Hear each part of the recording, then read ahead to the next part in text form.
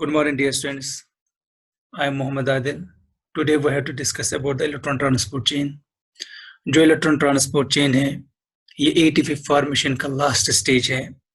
जब हमारे बॉडी में कोई भी साइकिल ऑपरेट होता है जिससे हमें एनर्जी मिलती है, एटीपी की फॉर्मेशन हो जाती है, लेकिन वहाँ पर हमें कुछ ऐसे सब्सटेंस भी मिल जाते हैं जो डायरेक्टली एटीपी फॉर्मेशन नहीं करते। फॉर एग्जांपल NADH है या FADH2 है या GTP है जो डायरेक्ट एटीपी फॉर्मेशन नहीं करते हैं। फॉर एग्जांपल जब हम ग्लाइकोलिसिस पढ़ते हैं तो वहाँ पर हमें एटीपी मिलते हैं और साथ में NADH मिलता है। जब हम पायरुवेट से एसिटाइल कोएंजाइम A बनाते हैं वहाँ पर हमें NADH मिलता है। जब हम सिट्रिक एसिड साइकिल पढ़ते हैं वहाँ पर हमें FADH मिलता है, NADH मिलता है और साथ में GTP मॉलिक्यूल्स मिलते हैं।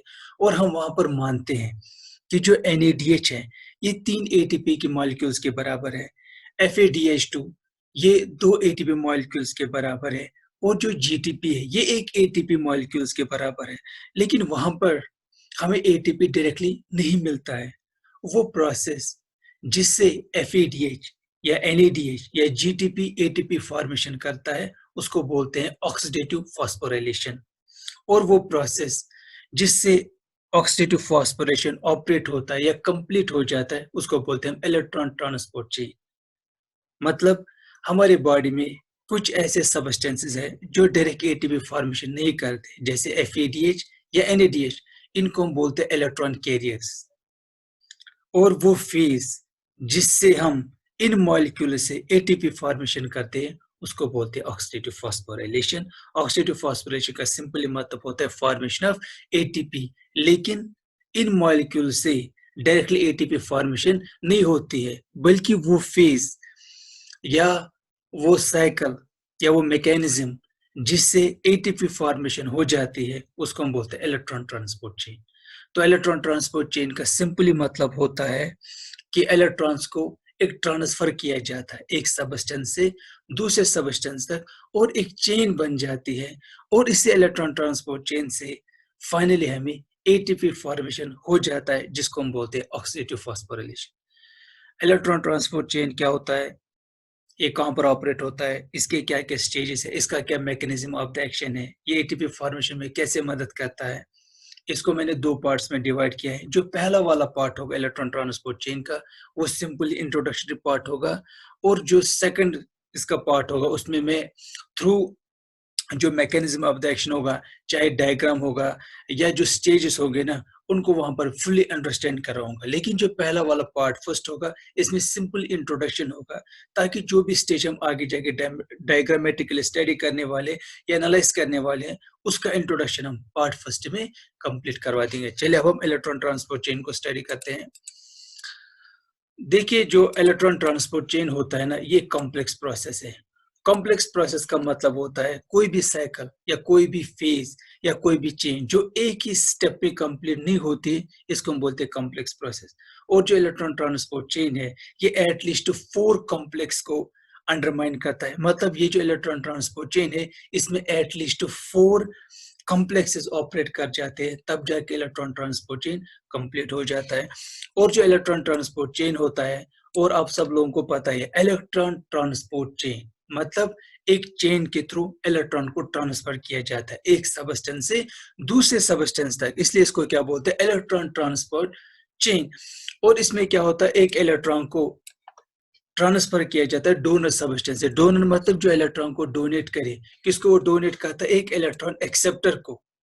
तो इलेक्ट्रॉन ट्रांसपोर्ट चेन में क्या होता है हमारे पास कुछ इलेक्ट्रॉन कैरियर्स रहते हैं, फॉर एग्जांपल FADH और NADH। ये क्या करते हैं इलेक्ट्रॉन को ट्रांसफर कर देते हैं किससे, इलेक्ट्रॉन डोनर से इलेक्ट्रॉन एक्सेप्टर तक। इसको क्या बोलते हैं इलेक्ट्रॉन ट्रांसपोर्ट चेन।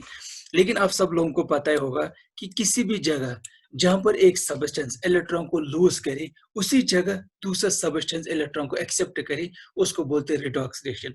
जो इलेक्ट्रॉन ट्रांसपोर्ट चेन है इसका जो मैकेनिज्म ऑफ द एक्शन है ना वो रिडॉक्स रिएक्शन है। रिडॉक्स रिएक्शन का मतलब इलेक्ट्रॉन को डोनेट और इलेक्ट्रॉन को एक्सेप्ट एक ही जगह किया जाता है साइमल्टेनियसली, कि जो ही एक लूज करेगा उसी वक्त दूसरा एक्सेप्ट करेगा, जिसको क्या बोलते हैं रिडॉक्स रिएक्शन। और साथ में जो सेकंड पॉइंट है वो ये है कि जो इलेक्ट्रॉन ट्रांसपोर्ट चेन है ना इसको कपल किया जाता है। कपल मतलब इसको किसके साथ अटैच किया जाता है, प्रोटॉन पंप के साथ, और प्रोटॉन पंप का मतलब H पॉजिटिव आयंस के साथ। जो ही आप देखोगे कि इलेक्ट्रॉन ट्रांसफर होते हैं एक सबस्टेंस से दूसरे सबस्टेंस तक, सेकंड क्या होता रहता है, प्रोटॉन अक्रॉस द मेम्ब्रेन को ट्रांसफर करवाया जाता है। तो इसका क्या मतलब होगा, जो ही इलेक्ट्रॉन ट्रांसपोर्ट चेन ऑपरेट हो जाती है उसी टाइम पर जो प्रोटॉन से मतलब H पॉजिटिव को मेम्ब्रेन के थ्रू क्या किया जाता है, ट्रांसफर किया जाता है। ये मेम्ब्रेन के थ्रू कैसे ट्रांसफर किया जाता है, ये पार्ट सेकंड में डायग्रामेटिकली मैं इसको अंडरस्टैंड करवा दूंगा। उसके बाद क्या हो जाता है, जब H positive ions across the membrane चले जाते हैं ना, इसकी वजह से एक एनर्जी का बैरियर क्रिएट हो जाता है जिसको हम बोलते हैं ग्रेडियंट। ग्रेडियंट डिफरेंट टाइप्स का रहता है, पीएच ग्रेडियंट रहता है, कंसंट्रेशन ग्रेडियंट रहता है, लेकिन जो यहाँ पर हमारे यहाँ पर जो ग्रेडियंट है ये इलेक्ट्रोकेमिकल ग्रेडियंट है, मतलब इलेक्ट्रोकेमिकल एनर्जी का बैरियर बन जाता है, जिसकी वजह से क्या हो जाता है, हमारे बॉडी में एटीपी फॉर्मेशन हो जाती है। मैं आप लोगों के लिए सिंपलीफिकेशन के लिए जो इलेक्ट्रॉन ट्रांसपोर्ट चेन है ना, इसको मैं 3 फेजेस में आप लोगों को सिंपली अंडरस्टैंड करवाना चाहता हूँ। पहला क्या फेज है कि जो साइकिल्स हमारे बॉडी में, चाहे ग्लाइकोलाइसिस है, चाहे सिट्रिक एसिड साइकिल है, चाहे फैटी एसिड ऑक्सीडेशन है, चाहे एमिनो एसिड ऑक्सीडेशन है, उसमें कुछ ऐसे सब्सटेंस बन जाते हैं जो डायरेक्टली एटीपी नहीं देते। फॉर एग्जांपल NADH, FADH2, इनको क्या किया जाता है, जो FADH है और NADH है, इससे इलेक्ट्रॉन को कैरी किया जाता है। किस में कैरी किया जाता है, इलेक्ट्रॉन ट्रांसपोर्ट चेन में। जब ये इलेक्ट्रॉन को कैरी करते हैं, इन्हीं एनर्जी से हम अक्रॉस द मेम्ब्रेन प्रोटॉन को ट्रांसफर करवा देते हैं, और जब इलेक्ट्रॉन्स के थ्रू प्रोटीन को ट्रांसफर किया जाए अक्रॉस द मेम्ब्रेन, और जहां पर H पॉजिटिव ट्रांसफर किए जाते हैं वहां पर एक एनर्जी का बैरियर जनरेट हो जाता है जिसको हम बोलते हैं इलेक्ट्रोकेमिकल ग्रेडियंट। और ये जो ग्रेडियंट है ये एनर्जी है, और इस एनर्जी को जो हमें मिलती है प्रोटॉन ग्रेडियंट से दी जाती है एक एंजाइम को जिसको हम बोलते हैं एटीपी सिंथेज।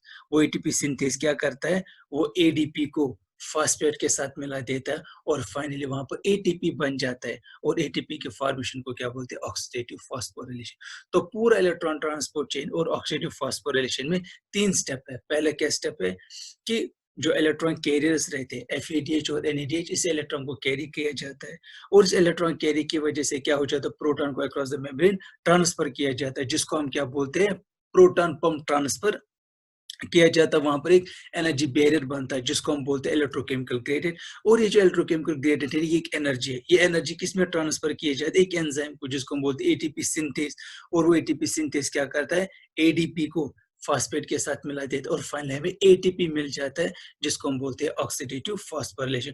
और आप सब लोगों को पता है जो एटीपी रहते हैं इसके पास हाईली स्ट्रेन्ड बॉन्ड्स रहते हैं, मतलब हाईली एनर्जेटिक बॉन्ड्स इसके पास रहते हैं। जितने जब एटीपी टूटता है वो भी एनर्जी देता है, उसके बाद हमें एडीपी मिलता है। जब एडीपी भी टूट जाता है वो हमें एएमपी देता है और साथ में एनर्जी देता है, और साथ में एएमपी भी टूटने के बाद हमें क्या देता है, एनर्जी प्रोवाइड कर देता है।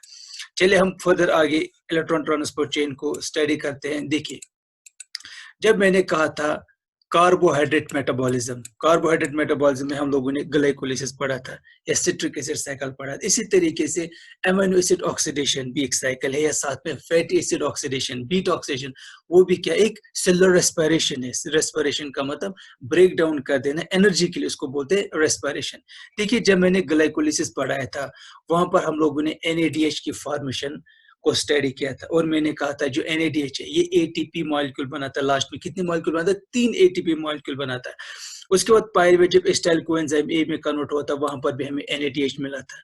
जब एसिटाइल कोएंजाइम को फिर सिट्रिक एसिड साइकिल में डाला था वहां पर हमें NADH मिला था और साथ में FADH2 मिला था। और मैंने वहां पर कहा था कि जो NADH है ये डायरेक्टली एटीपी फॉर्मेशन नहीं करता है, FADH ये डायरेक्टली हमें एटीपी नहीं देता है, NAD पॉजिटिव ये डायरेक्टली हमें एटीपी नहीं दिया जाता है। बल्कि क्या होता है, जो NADH है, FADH है, ये क्या करते हैं कि इलेक्ट्रॉन को ट्रांसफर करते हैं। इनका क्या फंक्शन रहता है वहां पर, इलेक्ट्रॉन ट्रांसफर करने, किस चेन में, इलेक्ट्रॉन ट्रांसपोर्ट चेन में।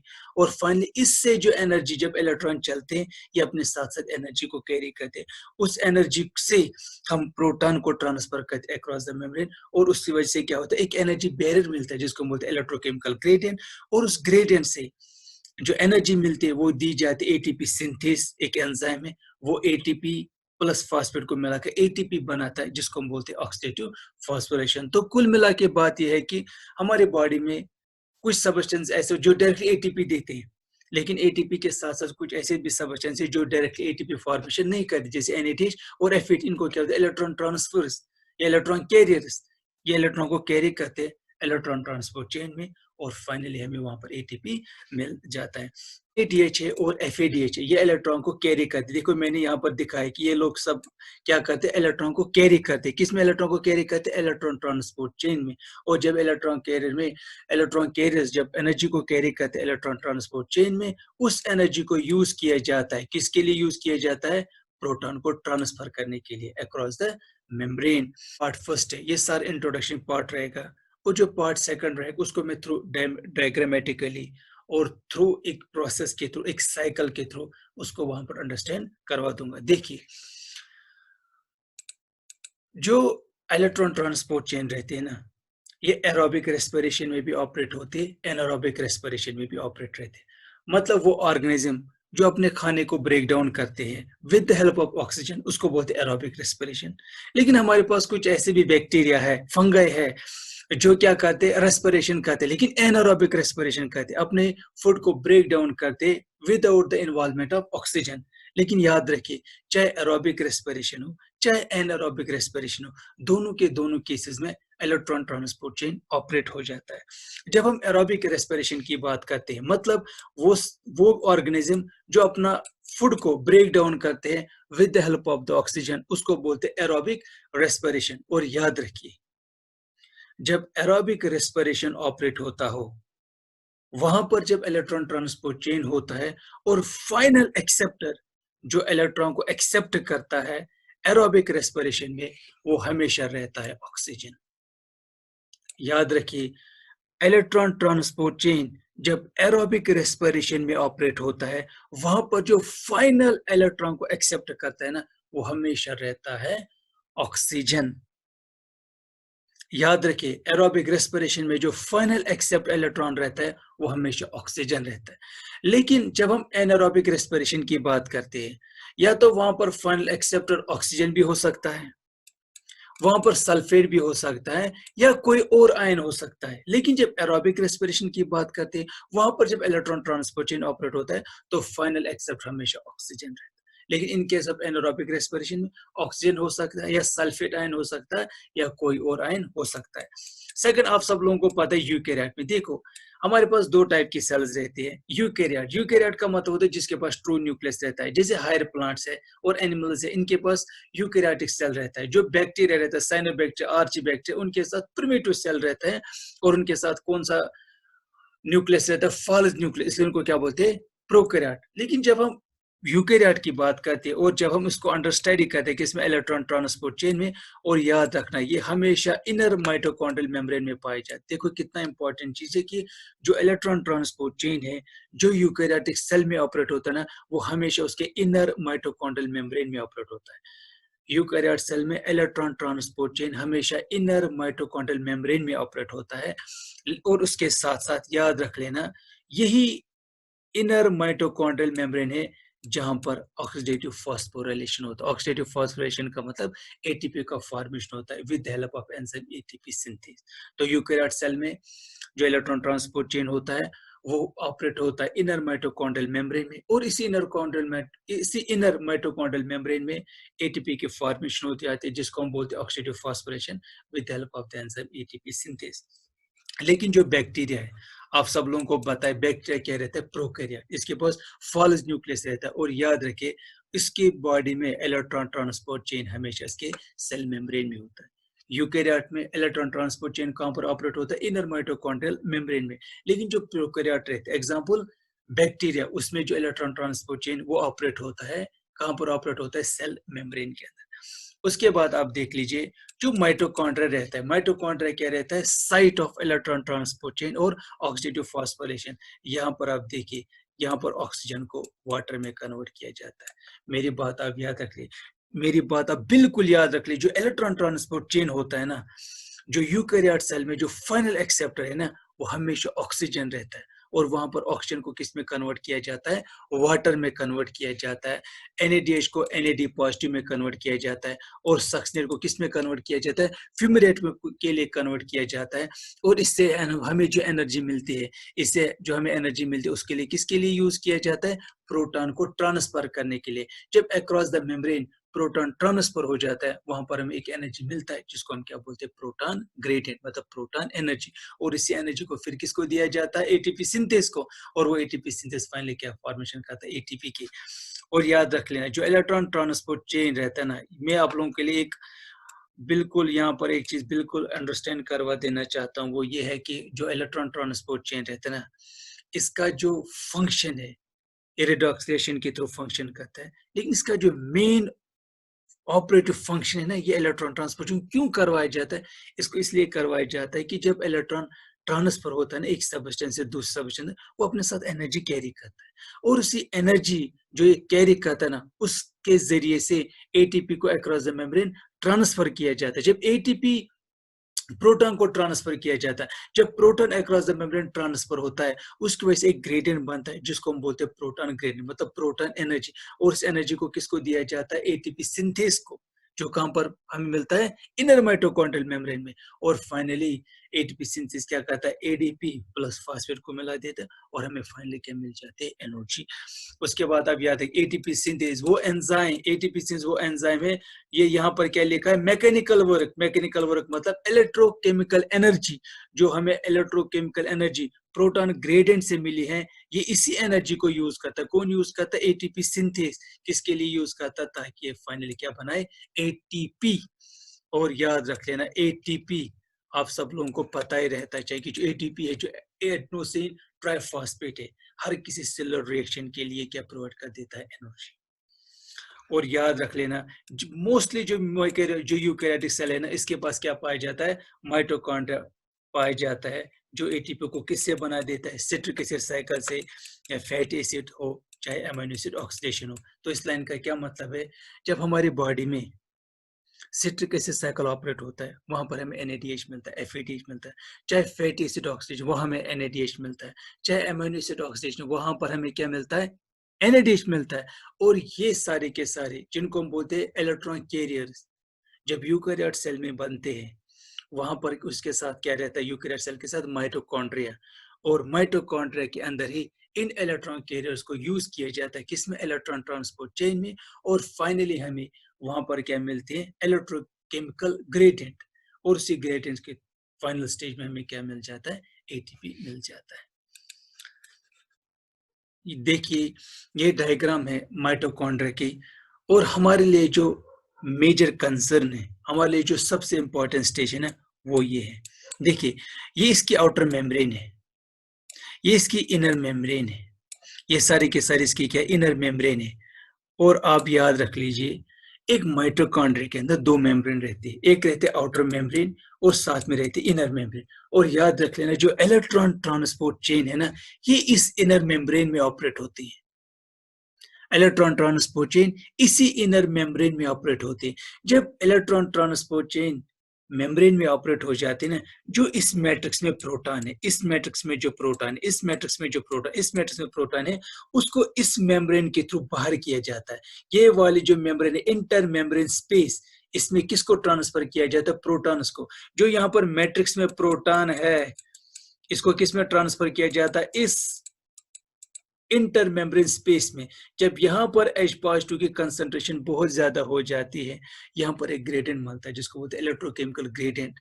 और फाइनली इस इलेक्ट्रोकेमिकल ग्रेडियंट का मतलब जो एनर्जी मिलती है ना, उसको यहाँ पर एटीपी सिंथेसिस या एटीपी सिंथेस को दिया जाता है, जो फाइनली यहाँ पर किसको कन्वर्ट कर देते, एडीपी को एटीपी में कन्वर्ट किया जाता है। और फाइनली वो एटीपी किस में वापस आ जाता है, मैट्रिक्स के थ्रू। और उस प्रोसेस को क्या बोलते हैं, oxidative phosphorylation. Mitochondrial inner membrane, mitochondrial inner membrane कौन होती है, देखिए ये माइटोकॉन्ड्रियल की इनर मेम्ब्रेन है, ये माइटोकॉन्ड्रिया की आउटर में, जो हम इस वक्त बात करने चाहते हैं वो इनर माइटोकॉन्ड्रियल मेम्ब्रेन है। देखिए आप यहाँ पर देख लीजिए,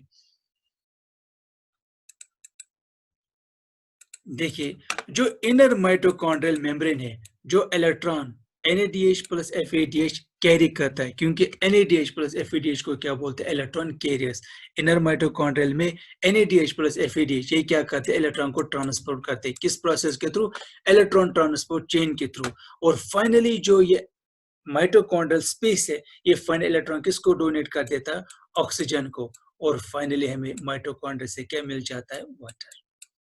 मतलब जो इनर माइटोकॉन्ड्रियल मेम्ब्रेन है, वहां पर NADH प्लस FADH2 इलेक्ट्रॉन को कैरी करते हैं इलेक्ट्रॉन ट्रांसपोर्ट चेन में। और फाइनली ये जो इलेक्ट्रॉन को ट्रांसफर कर देते हैं, वो फाइनल एक्सेप्टर कौन रहता है, ऑक्सीजन रहता है। और वो फाइनली किस में रिड्यूस हो जाता है, वाटर में। नंबर सेकंड के ये एंजाइमेटिक सीरीज है डोनर और एक्सेप्टर का। जब हम इलेक्ट्रॉन ट्रांसपोर्ट चेन पढ़ेंगे, वहां पर हम 4 एंजाइम्स को स्टडी करेंगे जिनके थ्रू इलेक्ट्रॉन को ट्रांसफर किया जाता है और एक्सेप्ट किया जाता है। और उस प्रोसेस को क्या बोलते हैं, रिडॉक्स रिएक्शन। क्योंकि वहां पर क्या किया जाता है, एक इलेक्ट्रॉन को डोनेट कर देता है और एक्सेप्ट करने वाला कौन रहता है, इलेक्ट्रोनेगेटिव एक्सेप्ट। और याद रख लेना, हमेशा वही मॉलिक्यूल एक्सेप्ट इलेक्ट्रॉन करता है जो डोनर से बहुत ज्यादा इलेक्ट्रोनेगेटिव हो। उसके बाद इसको एक जगह से दूसरी जगह तक कैरी किया जाता है। तब तक किया जाता है जब तक हमारे पास फाइनल एक्सेप्टर नहीं मिलता है। और आप सब लोगों को पता है, यूकैरियोट सेल में जो फाइनल एक्सेप्टर है वो ऑक्सीजन है, और फाइनली वो वाटर में कन्वर्ट हो जाता है। और ये प्रोसेस तब तक कन्वर्ट हो जाता है जब तक इलेक्ट्रॉन को किस तक पास नहीं किया जाता, ऑक्सीजन का। क्योंकि ऑक्सीजन इलेक्ट्रॉन ट्रांसपोर्ट चेन में सबसे ज्यादा हाईली इलेक्ट्रोनेगेटिव और सबसे लास्ट वाला इलेक्ट्रॉन एक्सेप्टर रहता है, किसमें, इलेक्ट्रॉन ट्रांसपोर्ट चेन में। और आप सब लोगों को पता रहता है कि यहाँ पर एक पैसेज रहते हैं। पैसेज का मतलब एक डोनेट करता है, दूसरा एक्सेप्ट करता है, तीसरा डोनेट करता है, फोर्थ एक्सेप्ट कर देता है। और ये तब तक चलता रहता है, कब तक चलता रहता है, जब तक इलेक्ट्रॉन फाइनल एक्सेप्टर को नहीं दिया जाता है। लेकिन यहाँ पर क्वेश्चन ये बनता है कि हम इलेक्ट्रॉन को ट्रांसफर क्यों करते हैं। और आप सब लोगों को पता है कि जब इलेक्ट्रॉन ट्रांसफर हो जाता है डोनर से एक्सेप्टर तक, वहां पर क्या रिलीज हो जाते हैं, एनर्जी। और इसी एनर्जी से क्या किया जाता है, प्रोटॉन को अक्रॉस द मेम्ब्रेन ट्रांसफर किया जाता है। जब proton across the membrane transfer किया जाता है, वहां पर हमें फाइनली क्या मिल जाता है, प्रोटॉन ग्रेडियंट। लेकिन ये प्रोटॉन ग्रेडियंट कहां पर मिलता है, इंटर मेम्ब्रेन स्पेस में मिलता है। इनर मेम्ब्रेन से ट्रांसफर किया जाता है, इंटर मेम्ब्रेन स्पेस में आ जाता है। वहां पर हमें क्या मिलता है, इलेक्ट्रोकेमिकल ग्रेडियंट। और उस ग्रेडियंट में क्या पाए जाते हैं, प्रोटॉन्स पाए जाते हैं। और आप सब लोगों को पता ही है कि जो एनर्जी वहां पर मिलती है, इलेक्ट्रोकेमिकल एनर्जी जो हमें मिलती है, उसके पास क्या रहती है, एक फीजेबल एनर्जी। और जो हमें किसको प्रोवाइड करनी पड़ती है, एटीपी सिंथेस को। और जो वहां पर क्या कर देता है, वर्क कर देता है। और फाइनली हमें वहां क्या मिलते हैं, एटीपी। और उस प्रोसेस को क्या बोलते हैं, ऑक्सीडेटिव फास्फोराइलेशन।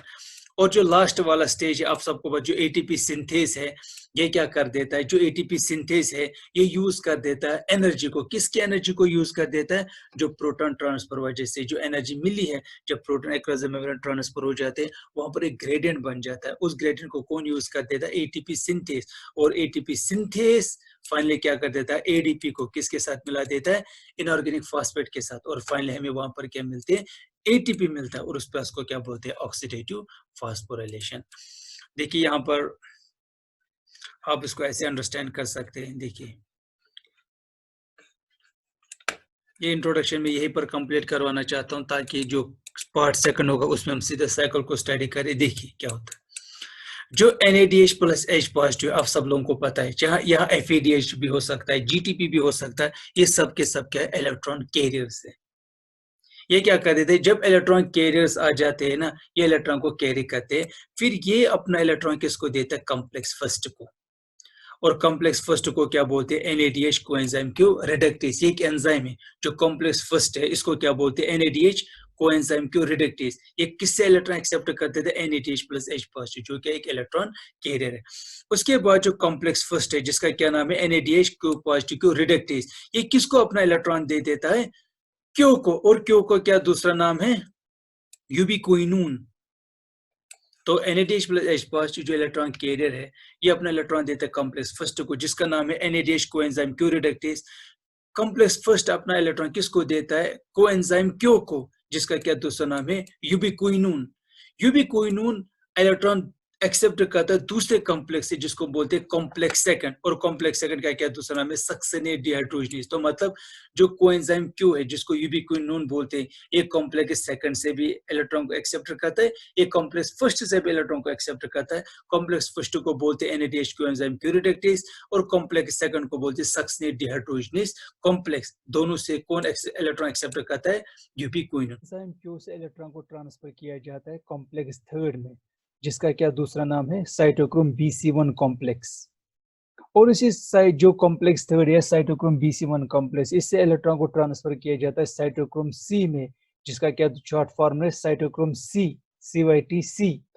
और फिर साइटोक्रोम C से जो फाइनल को इलेक्ट्रॉन एक्सेप्टर रहता है as far enzyme is to be concern, वो है कॉम्प्लेक्स फोर्थ, जिसका क्या दूसरा नाम है? Cytochrome C oxidase. देखो जो साइटोक्रोम C ऑक्सीडेज है ना, यहाँ पर जो इलेक्ट्रॉन को ट्रांसफर किया जाता है ना, वो ऑक्सीजन को ट्रांसफर किया जाता है कॉम्प्लेक्स फोर्थ में, जिसका नाम है साइटोक्रोम C ऑक्सीडेज।